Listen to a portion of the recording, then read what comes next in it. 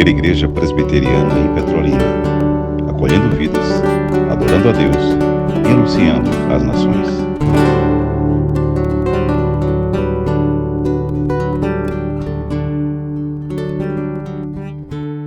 Oremos. Senhor, nosso Deus, nosso Pai, nós te agradecemos, Senhor, por essa oportunidade que o Senhor nos dá hoje de estarmos reunidos na Tua casa para aprender um pouco mais de Ti. Que o Senhor nos abençoe e que nós estejamos com o coração aberto para ouvir o que o Senhor tem para nos falar. Que o Senhor abençoe o pastor Bruno e que ele venha trazer a mensagem que o Senhor preparou para ele. Que o Senhor nos abençoe e que essa noite seja uma noite de aprendizado para as nossas vidas, para que nós possamos compartilhar com as pessoas que ainda não te conhecem. Essa oração é o que te pedimos e o que te agradecemos. Em nome de Jesus, amém. Que a graça e a paz de Cristo seja com toda a igreja. Que alegria, irmãos. Mais uma vez me sinto honrado pelo convite, pelos irmãos, a mocidade lembrar de mim, pensar em mim. Está aqui o reverendo Luiz Ronilson, pastor da igreja. Louvo a Deus pela vida desse servo de Deus, o conselho dessa igreja. E dos irmãos, nós temos um carinho muito grande. Nós sabemos, não é, reverendo, o quanto a nossa missão, a nossa vocação, ela é muito maior do que nós mesmos, infinitamente maior. E que nós continuamente, como pastores, como pregadores, nos humilhamos, porque sabemos da nossa incapacidade, mas sabemos também que é o Senhor em nós e através de nós para a edificação da sua igreja. Então nós ficamos felizes em poder, nessa noite, mais uma vez, repartir o dom que o Senhor tem nos dado para a edificação da igreja e para a glória do nome do nosso Deus. Vamos abrir, irmãos, o Evangelho de João, capítulo 17.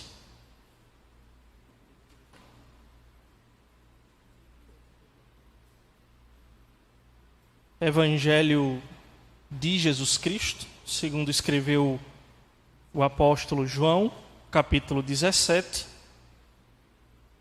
A nossa leitura vai ser a partir do verso 13. Mas nós vamos passear também em outros versos. Mas nós vamos fazer uma leitura inicial dos versos 13 até o verso de número 23.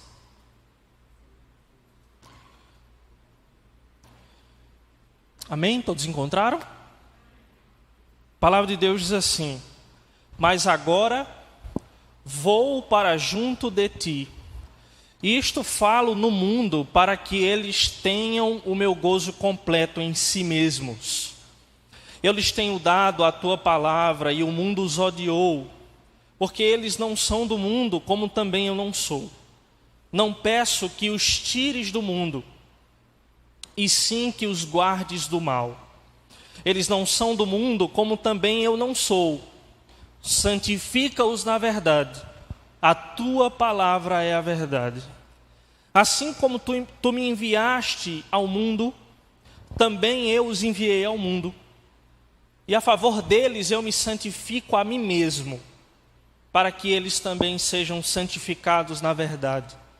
Não rogo somente por estes, mas também por aqueles que vierem a crer em mim por intermédio da sua palavra, a fim de que todos sejam um. E como és tu, ó Pai, em mim e eu em ti, também sejam eles em nós, para que o mundo creia que tu me enviaste. Eu lhes tenho transmitido a glória que me tens dado, para que sejam um como nós o somos. Eu neles e tu em mim, a fim de que sejam aperfeiçoados na unidade, para que o mundo conheça que tu me enviaste e os amaste, como também amaste a mim. O tema que que a mocidade propôs, com base no moto, como foi informado, e como a irmã disse aqui, para o trabalho de todo ano é Unidos no Trabalho. Esse texto, ele fala tanto da espécie do trabalho para o qual nós somos chamados, como ele também nos ensina que esse trabalho deve ser feito em unidade e para a unidade. O texto os irmãos conhecem, eu acredito que a maioria conhece o contexto do capítulo 17 do Evangelho de João. Cristo, ele está prestes a ser crucificado. Por isso que quando nós olhamos para essa oração que Jesus faz ao Pai, ele diz no verso 1, Pai, é chegada a hora. Chegada a hora de quê? Do seu sacrifício, do grande sacrifício do Filho de Deus, o Cordeiro que tira o pecado do mundo. Então Cristo estava prestes a ser crucificado, então ele diz, é chegada a hora. E então, essa bela oração, que é chamada de oração sacerdotal, porque o Senhor Jesus se coloca diante do Pai como um sacerdote, intercedendo pelo seu povo, como sendo o sacerdote e também sendo o sacrifício. Se nós lembramos aí dos ritos do Antigo Testamento, em que o sacerdote se colocava diante de Deus, no templo ou no tabernáculo, e ele intercedia pelo povo e ele oferecia o sacrifício. Jesus aqui é o sacerdote e ele é o sacrifício. Ele então se coloca diante do Pai em intercessão por seus discípulos. Ele ora pelos discípulos aqui. Ele ora pela igreja, ele ora pelo povo de Deus. Se você olha o verso 6, ele diz, manifestei o teu nome aos homens que me deste. Estes são os discípulos, aquele que o Pai deu ao Filho. No verso 9 ele diz, é por eles que eu rogo. Eu não rogo, eu não oro pelo mundo, mas eu oro por aqueles que me deste, porque eles são teus. Irmãos, a oração de Cristo aqui, nesse contexto, ela é muito significativa. Porque, como dissemos, Jesus estava prestes para ser entregue, para ser morto, crucificado. E esses discípulos, eles seriam invadidos de medo, de dúvidas. Nós conhecemos as narrativas dos evangelhos. Os discípulos se dispersam, sentem medo, se escondem dos judeus. O finalzinho do Evangelho de João diz que eles estavam com as portas trancadas, com medo. Esses homens que andaram com Cristo, eles sentiriam medo, eles estariam com dúvida após a morte de Cristo. Eles seriam perseguidos. E Cristo, atente para isso, irmãos, Cristo dá a percepção física dos discípulos olhando para o grupo. Eles não estariam mais com Jesus, da percepção física. É por isso que ele diz, olha, eu estou indo. Olha o verso 11. Já não estou no mundo, mas eles continuam no mundo. Jesus orando ao Pai, ele não estaria mais daquela percepção física, com o seu corpo ali andando entre os discípulos, fazendo milagres, sinais. Ele diz, por exemplo, no verso 13, mas agora vou para junto de ti. Então, é meio que também uma, entre aspas, os irmãos entendem, uma despedida ali, por aquele momento. Embora Jesus já tenha dito no capítulo 14, olha, eu vou, mas vocês não vão ficar sozinhos, porque eu vou enviar o Espírito e Ele estará com vocês. Mas daquela percepção física, Cristo não estaria mais com eles. Tanto que tem o capítulo 24 de Lucas, aqueles dois discípulos indo ao caminho de Emaús, e eles estão tristes, dizendo, olha, Jesus estava conosco, mas agora Ele morreu, Ele não está mais conosco, e eles estavam tristes por isso. Mas mesmo diante de tudo isso, que eles estavam prestes a passar, eles teriam que cumprir uma difícil missão. Eles tinham diante dele um difícil trabalho a realizar. Pensemos, unidos no trabalho. Que trabalho? Aqueles discípulos tinham pela frente um importante trabalho a realizar. Uma importante missão a realizar. E veja, você pode até pensar, olhar para esse texto e dizer assim, mas essa oração é por aqueles discípulos que passariam por coisas específicas, por um contexto de perseguição. Mas veja, esse trabalho que foi dado àqueles discípulos é também um trabalho que é dado a todos nós enquanto discípulos do Senhor. Nós lemos no verso 20: não rogo somente por estes, mas também por aqueles que vierem a crer em mim, por intermédio da sua palavra. Então, por quem Cristo está orando aqui? Por aqueles discípulos que seriam perseguidos, que estariam escondidos, com medo, em dúvida do primeiro século. Mas também ele ora por nós, porque ele diz: eu rogo também por aqueles que vão crer em mim no futuro. Todos aqueles que crerão em mim por meio da pregação da palavra, eu oro por estes. Se essa é uma oração por nós, e esse texto fala de um trabalho que nós, enquanto discípulos do Senhor, precisamos realizar, é necessário perguntar: que tipo de trabalho nós estamos falando? De que tipo de trabalho nós estamos falando? Nós responderíamos assim: é o trabalho do Senhor. É uma expressão que faz parte do nosso vocabulário, que está na Escritura. É o trabalho do Senhor. Mas em que consiste esse trabalho? Quais são as características desse trabalho? E por que há uma necessidade, uma importância muito grande de estarmos unidos para realizarmos esse trabalho?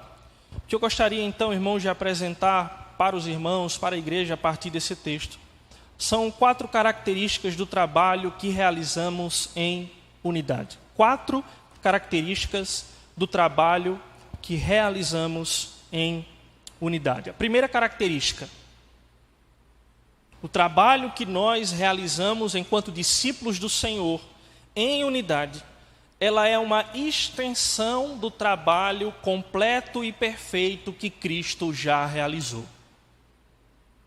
O trabalho que nós temos a realizar é uma extensão do trabalho completo e perfeito que Cristo já realizou. Olha o versículo 18. Assim como tu me enviaste ao mundo, também eu os enviei ao mundo. Assim como o Pai envia Cristo ao mundo, Cristo agora envia os seus discípulos ao mundo. A obra de Cristo, irmãos, como dissemos aqui, e isso nós sabemos como igreja do Senhor, é um trabalho completo. Existe uma tensão, que nós conhecemos aí, que é doutrinário e teológico bíblico, que é aquela tensão entre o já e o ainda não. A obra perfeita realizada de Cristo, mas que ainda não está consumada. Então, porque ela ainda não está consumada, nós, enquanto membros do corpo de Cristo, como mãos e pés, eu não sei se os irmãos conhecem uma canção, eu descobri um dia desse, eu acho que é da Igreja Presbiteriana de Alphaville, a mesma que o Projeto Sola faz parte. E nessa canção eles dizem: nós somos suas mãos e os seus pés. Por quê? Não é isso que a Escritura nos diz? Que nós somos membros do corpo de quem? Nós somos membros do corpo de Cristo. Então, cada um de nós é uma parte do corpo. E esse corpo de Cristo, então, está fazendo um trabalho no mundo. Um trabalho que é baseado naquele trabalho perfeito que Cristo realizou de uma vez por todas. Não é necessário mais que façamos sacrifícios para completar o sacrifício de Cristo, porque o sacrifício que Cristo realizou na cruz, ele é perfeito. Perfeito, impecável. O autor aos Hebreus diz isso: de uma vez por todas o sacrifício de Cristo para perdoar os pecados de todo aquele que crê no Senhor. Mas nessa tensão de uma obra ainda não consumada, somos os pés e as mãos de Cristo. Somos os dedos, somos os órgãos, caminhando, prosseguindo e fazendo um trabalho do Senhor. Veja que toda a oração sacerdotal de Cristo ao Pai, do capítulo 17 de João, nos mostra isso. Olha, o Senhor me deu, eu os guardei, eles agora estão indo e enviados ao mundo, assim como eu também fui enviado ao mundo. Cristo veio para realizar um trabalho, uma obra. E nós, então, somos O Senhor diz aqui, orando por nós, enviados. Somos enviados ao mundo, todos nós. Não pense que enviado é só aquele missionário que vai para terras longínquas, para lugares fechados, de difícil acesso, para outros países, ou para o sertão, para outros estados, para outros lugares, para plantar igreja, para pregar, para ser um missionário de tempo integral. Todos nós, cada um de nós, do mais novo, se creu em Cristo, se foi salvo, redimido, é enviado pelo Senhor. Com base no texto, estou orando por todos os meus discípulos. E então, assim como o Pai me envia ao mundo, eu também os envio ao mundo. João lá no capítulo 14, Jesus lá no capítulo 14 de João, ele já tinha dito aos discípulos, em verdade vos digo, que aquele que crê em mim, fará também as obras que eu faço. Olha a extensão aí da obra e do trabalho de Cristo. Em verdade vos digo que aquele que crê em mim fará também as obras que eu faço, e outras maiores fará, porque eu vou para junto do Pai. Esse texto ele causa até um incômodo em algumas pessoas, né? Porque como é possível fazer uma obra maior daquela que Cristo já fez? Aqui Jesus está falando de, olha, vocês terão mais tempo. A igreja continuará pregando o Evangelho e cumprindo a obra e o trabalho, que é uma extensão da obra do Senhor, por séculos e séculos. Aqueles discípulos teriam muitos anos pela frente pregando o Evangelho, mas a igreja até os nossos dias, trabalhando para o Senhor, sendo instrumentos nas mãos do Senhor, sendo as mãos e os pés do Senhor para realizarmos esse trabalho. Veja, se você olhar se você puder, abra aí em 2 Coríntios capítulo 5, 2 Coríntios capítulo 5, verso 18.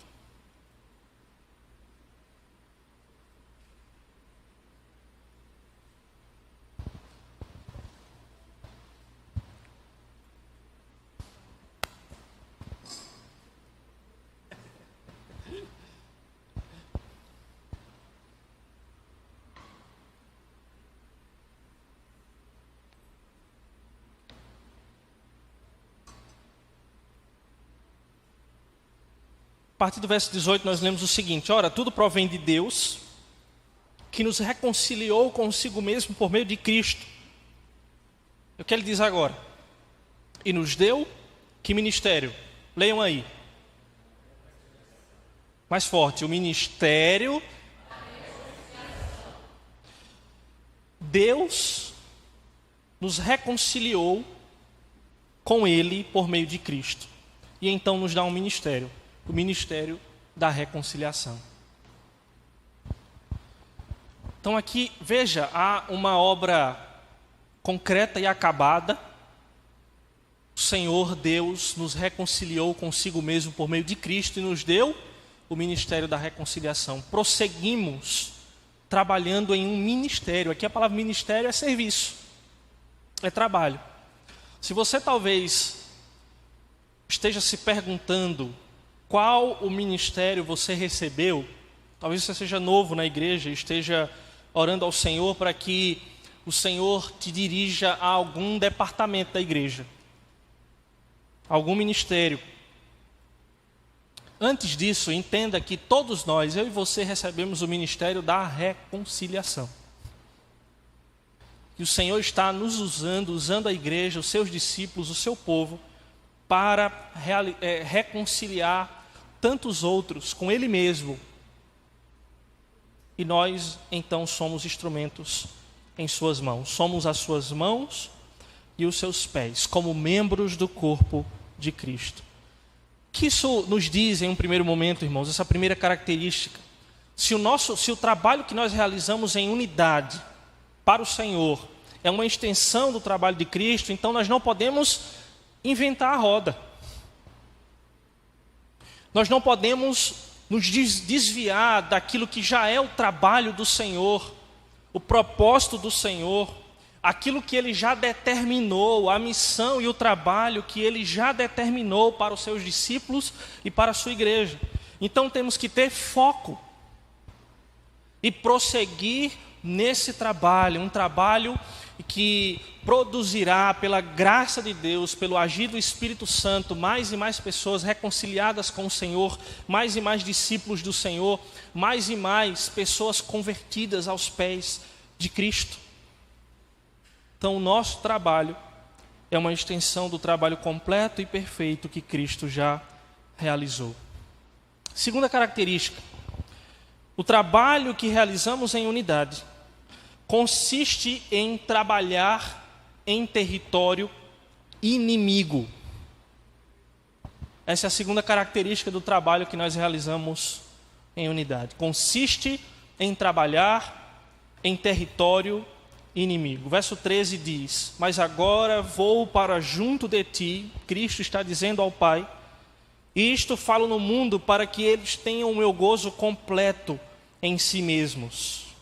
Eu lhes tenho dado a tua palavra, e o mundo, lê essa sentença comigo, e o mundo os... Fecharam a Bíblia, foi? E o mundo... Fecharam, né? Parece que fecharam mesmo. Versículo 14. Eu lhes tenho dado a tua palavra, e o mundo os odiou. Porque eles não são do mundo, como também eu não sou. Então ele diz: não peço que os tires do mundo, e sim que os guardes do mal. Versículo 16: eles não são do mundo, como também eu não sou. Então, veja, nós vimos lá no versículo 18, que, é porque nós já voltamos para João 17, né? Eu esqueci de dizer isso, né? A gente estava lá em 2 Coríntios, voltei para o João e... João 17, já voltamos. Então veja, o versículo 18, Jesus diz assim: assim como o Pai, assim como o Senhor me enviou ao mundo, eu também os envio ao mundo. Então, esse é o território, esse é o contexto em que nós trabalhamos. É o lugar do trabalho, é o mundo. Só que o texto diz que o mundo nos odeia. O texto diz que nós não pertencemos a esse mundo. E tantos outros textos nós poderíamos lembrar que o mundo jaz no maligno, que a luz veio ao mundo, mas o mundo amou as trevas. Não ame o mundo e nem as coisas que há no mundo, porque se você ama o mundo e as coisas que há no mundo, você se torna então inimigo de Deus, porque as coisas do mundo causam essa inimizade contra Deus. E nós sabemos, irmãos, precisa nem me aprofundar nisso, de que as coisas do mundo não é as coisas criadas que estão no mundo, ou as coisas que fazem parte do mundo cosmos. O mundo aqui é sistema caído, é um sistema pecaminoso que faz oposição à santidade de Deus. Então, esse é o nosso campo de trabalho. Somos enviados a um mundo que nos odeia. Estamos no mundo, mas não somos do mundo. Isso, irmãos, nos diz muito sobre como deve ser a nossa relação com o mundo que nos rodeia. É o ambiente do nosso trabalho, mas nós não podemos nos deixar envolver pelas coisas que se opõem a Deus, que se opõem ao Deus que nos chamou para esse trabalho, que nos comissionou. Não somos desse mundo. Então, lembre, olha o texto elenca algumas coisas. O nosso trabalho no mundo consiste em saber que o mundo nos odeia. Então não espere. Eu lembro, talvez até já tenha citado aqui em uma outra oportunidade, que o pastor Jonas Madureira, ele fala em uma pregação, em uma preleção dele, que um jovem chegou para ele indignado. Pastor Jonas, estou indignado. O que foi? Eu prego na minha faculdade e o pessoal não gosta. O pessoal me persegue. Eu incomodo o pessoal ri de mim na faculdade. zomba de mim. E ninguém escuta o que eu tenho a dizer. E aí eu lembro que o Jonas Madureira diz: e você esperava o quê? Esperava o quê de um mundo que nos odeia? O que é que você espera? É óbvio, irmãos, que quando nós pregamos o Evangelho, nós oramos ao Senhor que converta, que quebre corações, que tire o coração de pedra e coloque um coração de carne que pulsa para o Senhor. Mas o que acontecerá em grande escala é a oposição ao Evangelho. É isso que a Bíblia nos diz. Paulo escreveu a Timóteo dizendo: aqueles que querem viver piedosamente no Senhor serão perseguidos. Então isso deve moldar a nossa expectativa. Queremos pensar nesse tema, unidos no trabalho que temos a realizar enquanto jovens, cristãos, membros do corpo de Cristo. Não crie tantas expectativas quanto ao que o mundo vai oferecer e responder quando estivermos exercendo o nosso trabalho nesse campo que o Senhor nos enviou. O nosso trabalho é no mundo. Então olha atenção, Jesus diz assim: eu não peço que os tire do mundo, mas que os livre do mal. Por muito tempo, irmãos, por muito tempo, e os irmãos devem conhecer muitos exemplos, saber muitos exemplos disso. A igreja evangélica entregou ferramentas nas mãos do diabo e do mundo, numa pretensão de viver um tipo de santidade. Então, esse ambiente aqui não é para o cristão. Praia, cinema, futebol, TV é janela que dá direto para o inferno. Se livra dela. Talvez nossos pais e avós nas igrejas evangélicas tenham passado por isso de uma maneira muito mais real. E a igreja foi entregando ferramentas.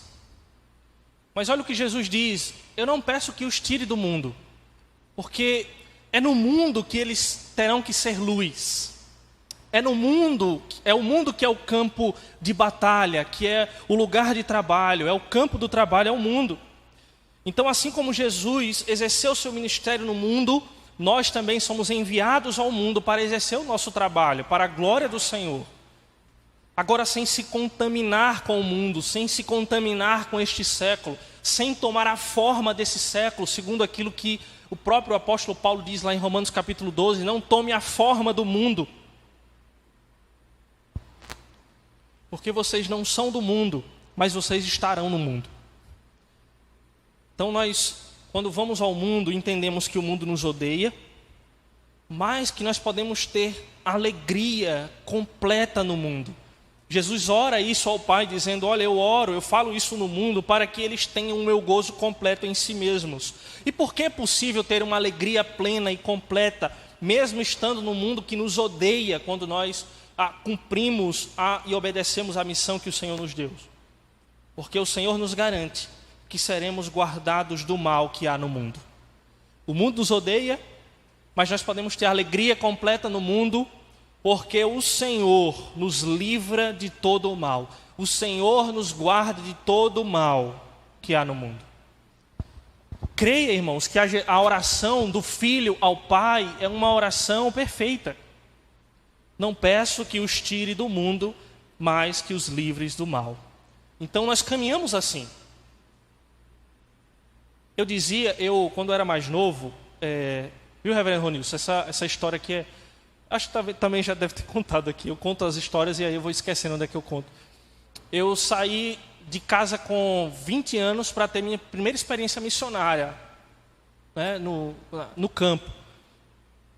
E aí a minha mãe, obviamente, muito preocupada, né? Mas eu dizia umas coisas que preocupavam mais ainda ela, né? Eu dizia: nem para Deus me dar a honra de tomar pelo menos uma pedrada no meio da rua por estar pregando o Evangelho. E ela: meu filho, não diga um negócio desse não. a cabeça, né, do jovem romântico no campo, querendo... queria tomar pelo menos uma pedrada, né? Uma facada não, é demais, né? Mas uma pedrada, como os apóstolos foram em alguns momentos apedrejados, eu me sentiria honrado, né? Por pregar o Evangelho. Então, irmãos, é isso que nós devemos esperar quando nós vamos a um mundo que nos odeia. Mas certos, lembrei desse temor da minha mãe e do temor de tantos que vão ao campo, porque o mundo é mau. Mas podemos ter a certeza de que o Senhor nos guarda. Então, quando vamos aos ambientes hostis, alguns que talvez não ameacem a sua vida, a sua integridade física, mas talvez a sua mente, o seu coração. Isso talvez seja muito mais perigoso. Alguns ambientes em que a hostilidade ao Evangelho vai de encontro à sua mente, ao seu coração, com as setas, né, os dardos inflamados do inimigo,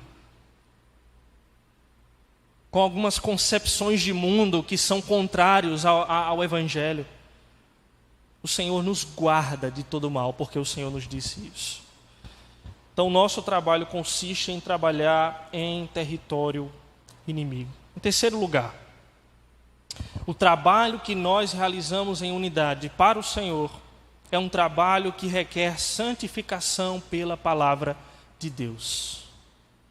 O Senhor orou ao Pai no verso 17, dizendo: santifica-os na verdade, a tua palavra é a verdade. E no verso 19 ele diz: e a favor deles eu me santifico a mim mesmo, para que eles também sejam santificados na verdade. Irmãos, é óbvio que se nós sabemos que o mundo nos odeia, e que assim como perseguiram a Cristo, também vão nos perseguir, porque o trabalho que realizamos é uma extensão do trabalho de Cristo, então nós precisamos estar preparados, paramentados, fortalecidos. E a palavra, a expressão aqui é santificados.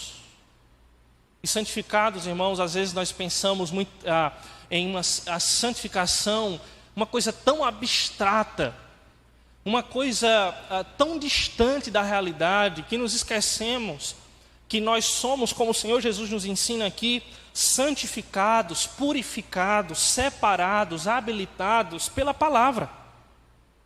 Então a palavra de Deus, irmãos, é a ferramenta que nós usamos para o nosso trabalho. A palavra de Deus é o fundamento pelo qual trabalhamos.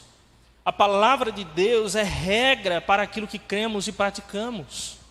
Então, quando nós, como jovens da mocidade presbiteriana, nos reunimos em nossas reuniões plenárias para traçar o trabalho, nós temos uma regra de fé e prática. Então, tudo aquilo que nós vamos realizar, tudo aquilo que vocês irão realizar, tudo aquilo que nós realizamos enquanto membros do corpo de Cristo, é pautado naquilo que Deus já revelou. Na vara, né, que é a palavra de Deus, é a regra. É a regra daquilo que nós cremos, anunciamos e falamos, e a regra de tudo aquilo que nós praticamos, que nós realizamos enquanto obra, enquanto trabalho. É a regra. Então não fujamos da palavra, porque a palavra de Deus vai nos santificar, vai nos preparar, vai nos habilitar, como Paulo disse lá escrevendo a Timóteo, para toda boa obra. A palavra de Deus, ela é inspirada por Deus, toda a escritura é inspirada por Deus e é útil para nos fazer, irmãos, preparados para a obra, para o trabalho.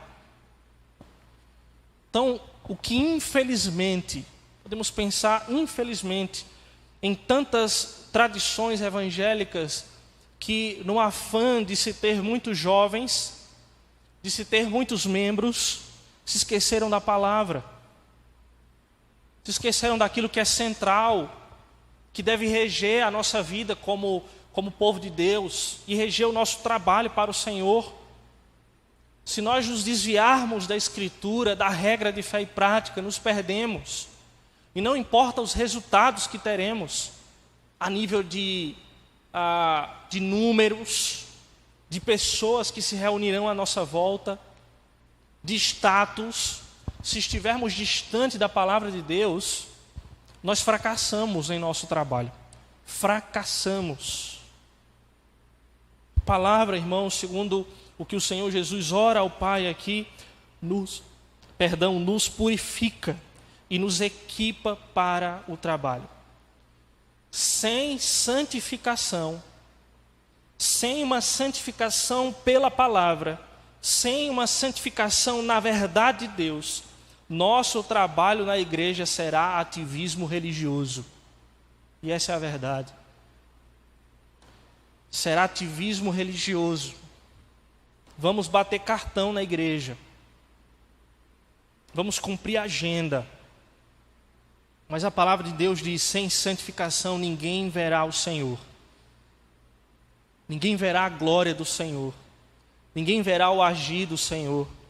Ninguém verá o avivamento do Espírito Santo em nosso meio, sem santificação. E isso envolve, irmãos, cada um de nós, jovens, adultos, presbíteros, pastores, a olharmos para a nossa vida, para a nossa conduta, para aquilo que temos feito diante do mundo e diante de Deus, colocarmos a nossa consciência cativa à palavra de Deus, para vivermos em santificação contínua pela palavra. Tem gente que diz assim, talvez chegue ao reverendo Ronilson, pessoas assim, a nós enquanto pastores: eu não consigo vencer pecados. Pessoas que dizem assim: eu não consigo vencer alguns pecados. E aí, às vezes, quando nós vamos a fundo no aconselhamento bíblico,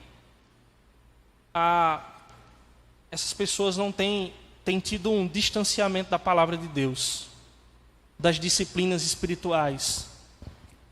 Muitas dessas pessoas serão pessoas que não oram e que não leem a palavra constantemente. E se nós não fazemos isso diariamente, irmãos, é óbvio que terão áreas na nossa vida que estarão à mercê dos ataques, das influências do diabo e do mundo e dos nossos próprios desejos, da nossa carne pecaminosa. Então nos submetamos continuamente à palavra, para sermos santificados pela palavra, para sermos santificados na verdade do Senhor. As 4 características, irmãos, nós vamos para a última agora, do nosso trabalho, do trabalho que realizamos em unidade. A primeira: o nosso trabalho é uma extensão do trabalho completo e perfeito que Cristo já realizou. O nosso trabalho, em segundo lugar, consiste em trabalhar em território inimigo. Em terceiro, o nosso trabalho requer santificação pela palavra de Deus.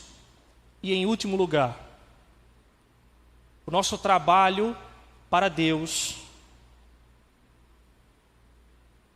deve ser feito em unidade e para a unidade. Esclareço isso. A unidade, irmãos, ela é meio e finalidade do trabalho que nós realizamos para o Senhor. Essa é a última característica desse trabalho. A unidade é meio e finalidade desse trabalho. Ela é tanto meio, por quê? Porque quando nós olhamos para essa imagem, esse trecho do nosso moto da União de Mocidade Presbiteriana, unidos no trabalho, nós pensamos o quê? Unidos somos mais fortes, não é isso? Juntos somos mais fortes. Então nós pensamos logo em uma tática de guerra. Não podemos nos isolar. O nosso trabalho deve ser feito, realizado de mãos dadas, em unidade. Não somos chamados para exercer um trabalho de maneira isolada, a partir das nossas próprias concepções e ideias, mas como rebanho do Senhor, como igreja, unidos. Então, nós trabalhamos, a unidade, a união é um meio, nos fortalece para que então exerçamos o trabalho. Mas a unidade também é o fim.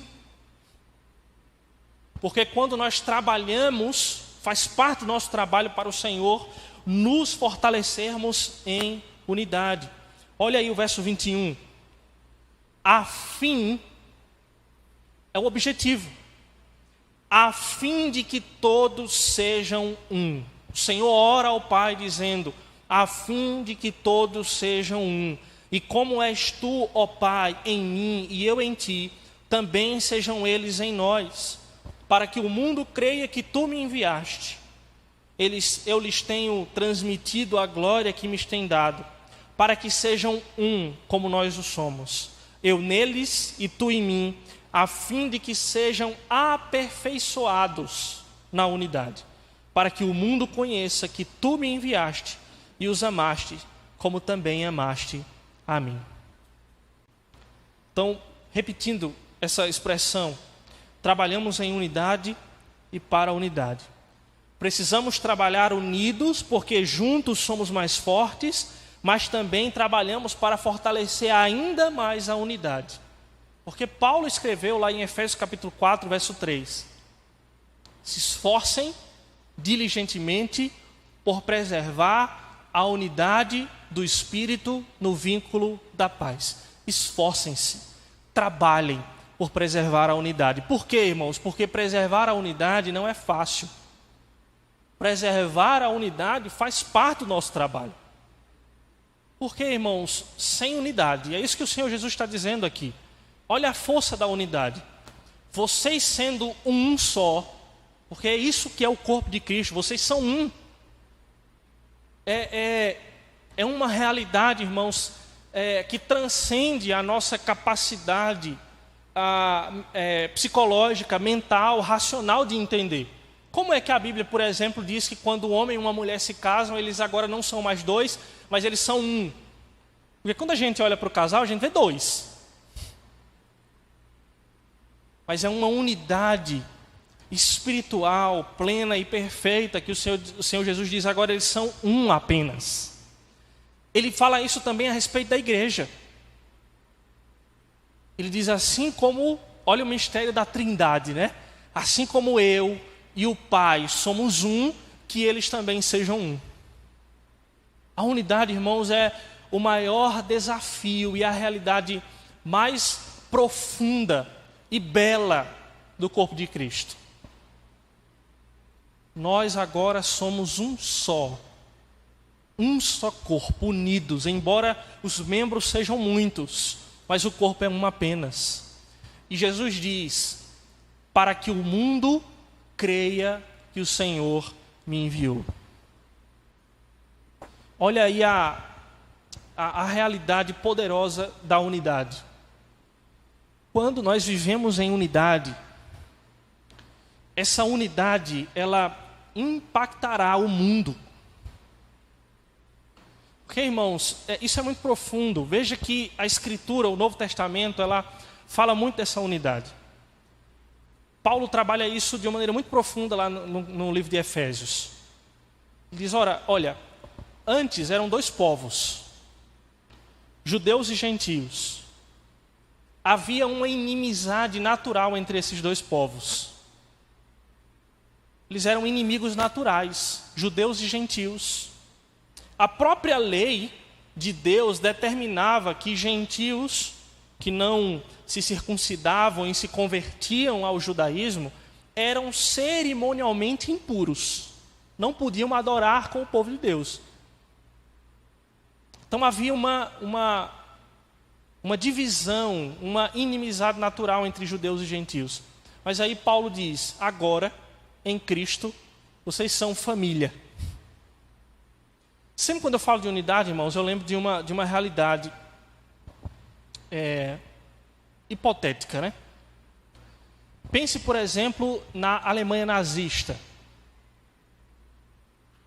E aí, na Alemanha nazista, ainda, mesmo com todos os desafios, naquele contexto ainda tiveram igrejas que permaneceram fiéis. Embora quando você lê a história da Alemanha nazista, boa parte da igreja luterana foi usada como ferramenta nas mãos dos partidos nazistas. Algumas igrejas trocaram a cruz de Cristo pela cruz do nazismo. Mas é óbvio, a igreja continuou ali naquele contexto. Igrejas fiéis, discípulos fiéis. Agora pense que na Alemanha nazista, um judeu se converte ao cristianismo e um soldado nazista também. E aí agora eles chegam e estão no mesmo ambiente, na mesma igreja. Um judeu que foi perseguido, que foi para campo de concentração, que teve entes queridos, familiares mortos em campos de concentração. E aí ele está sentado no mesmo banco de um soldado nazista que perseguiu, prendeu judeus, matou judeus. E aí a realidade do evangelho olha para esses dois homens que seriam inimigos, que seriam impossível a convivência, e agora diz, esses dois agora são irmãos. Eles fazem parte da mesma família. Só o evangelho faz isso. Só o evangelho. É o evangelho que reúne no mesmo lugar pessoas que não teriam contato umas com as outras. Pessoas ricas, pessoas mais pobres. Em contextos, por exemplo, como a realidade dos Estados Unidos na época do Martin Luther King, em que negros não podiam estar no mesmo banheiro que brancos, andar no ônibus, no vagão do trem. E aí o evangelho começa a alcançar essas pessoas e colocá-las no mesmo ambiente e chamá-las de irmão, de família. Só o evangelho faz isso. Então trabalhamos unidos, irmãos, porque somos um. Mas trabalhamos, irmãos, e nos esforçamos para continuarmos caminhando em unidade, porque é um desafio. Nos esforçamos, como Paulo diz, para preservar a unidade. A unidade do povo de Deus é uma marca essencial da igreja, e ela revela o evangelho ao mundo. Então, quando trabalhamos na unidade, isso vai impactar o mundo e revelar o evangelho ao mundo. É isso que Jesus diz. Para que o mundo creia que o Senhor me enviou. Eles precisam ser um. Eles precisam andar em unidade. Ou seja, irmãos, é uma enorme incoerência falarmos e vivermos a partir do evangelho enquanto promovemos divisão, partidarismo e contenda. Esse período agora, irmãos, por exemplo, da política, tem sido constante falarmos sobre isso. Nós, já passou mais, né? Graças a Deus. Mas era um momento de nós, enquanto igreja do Senhor, orarmos, clamarmos e chorarmos.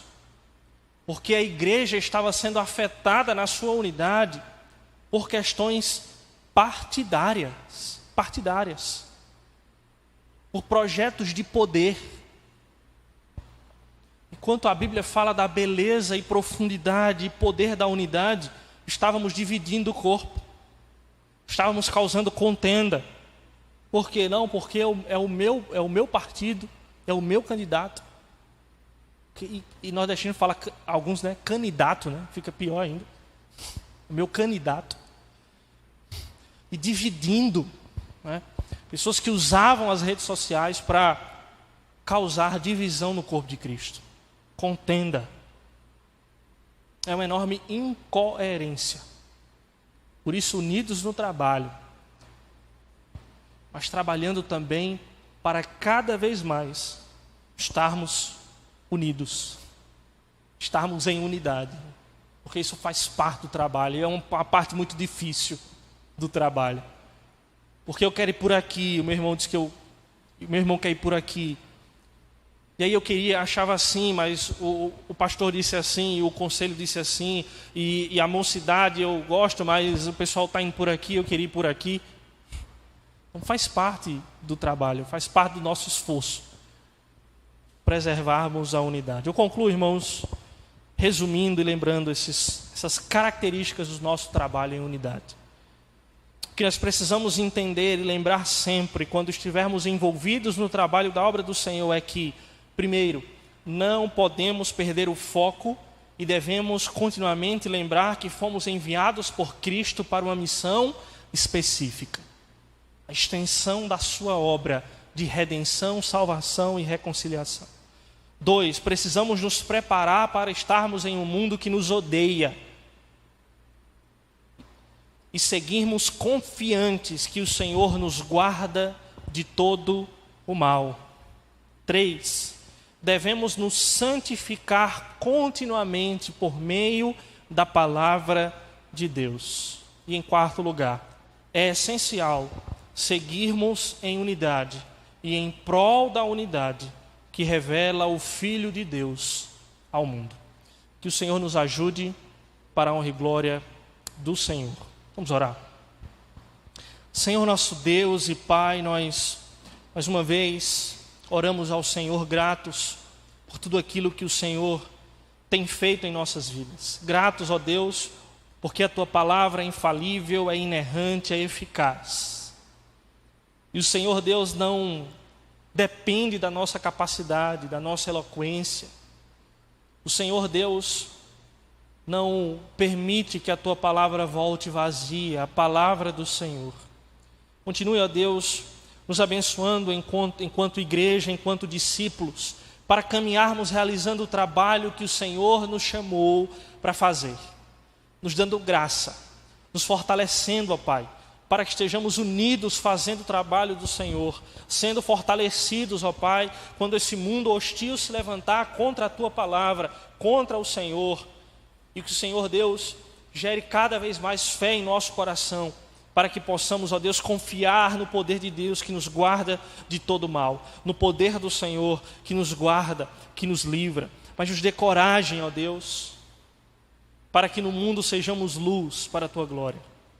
E que possamos prossigamos, unidos no trabalho do Senhor, para a honra e glória do Senhor e para a edificação da Tua igreja. Em nome de Cristo é que nós oramos. Amém. Amém.